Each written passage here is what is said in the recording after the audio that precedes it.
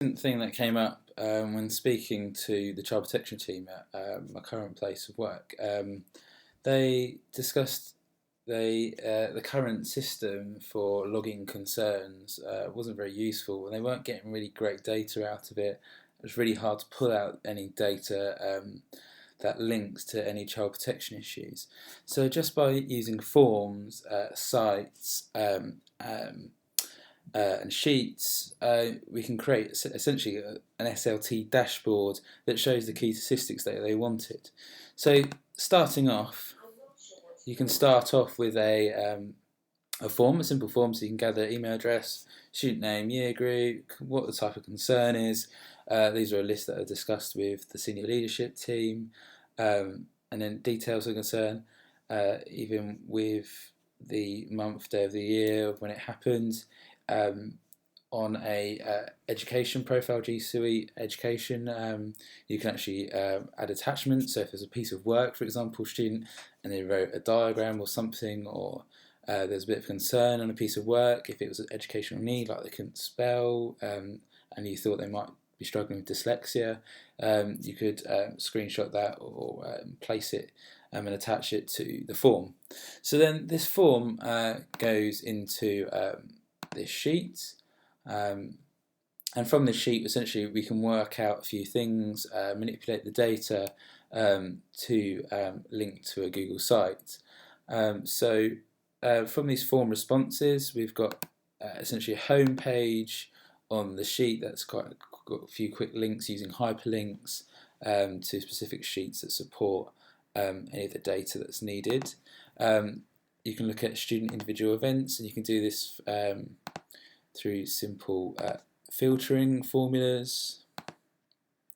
Student lists, so you can compare each student and what concerns they've had. Quick simple year group chart, so you can select year 8 and it will come up. You can select the key stage. It hasn't come up here because there isn't any data for it yet. But year 7, for example, you fill through that.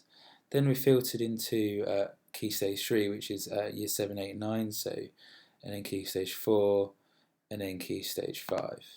And that's essentially to get this data that's needed to show in the Google site.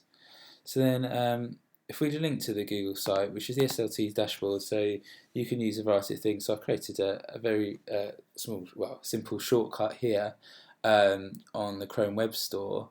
It costs $5 to set up. You click on this link and it will shortcut to the SLT website, and you can put that on the admin profile. You can push that extension out, so it's easy access for staff, particularly those that are involved in child protection issues. So on this dashboard, you can use graphs, which I've done here. So anyway, I'll go through this. So our home page will tell the total number of concerns that have been reported this year so far. What the types of concerns are, just a quick overview here, and the types here, and just in terms of numbers. So it'd be great, it'd be great data for staff to see and SLT to see, and then we've got links to the data just so they can click on the Excel spreadsheet if they want to dive further in it. And then we've got key stage 3. So key stage 3, heads of year group can see these. It's going to take a little while to load. But we've got the top students of concern here. Kerry Jones, Kevin Strauss, Toby Hamilton, they've all had a single concern so far, quite early on in the year. And then we've got the data here, the statistics. So we can actually see if there's any trends between year groups, see any trends between the key stages, if it might be a number of year 7s or year 8s appearing up on here a number of times, and then something could be triggered, something could be done if needed. Again, key stage 5, and then I've also got links to useful documents, so keeping children safe in education, quite an important document. Got links to websites, got links to COPPA to do with digital citizenship, but also from here it allows us to take actions. So those individual student events, if we've got a number and we can see on the spreadsheet here, we could go through, print this off, and member of staff can action it.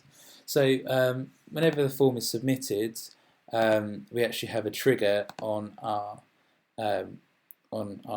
spreadsheet. So once the form is submitted, it actually gets sent to the SLT team and the head of year team. So this can be tailored. You can change this.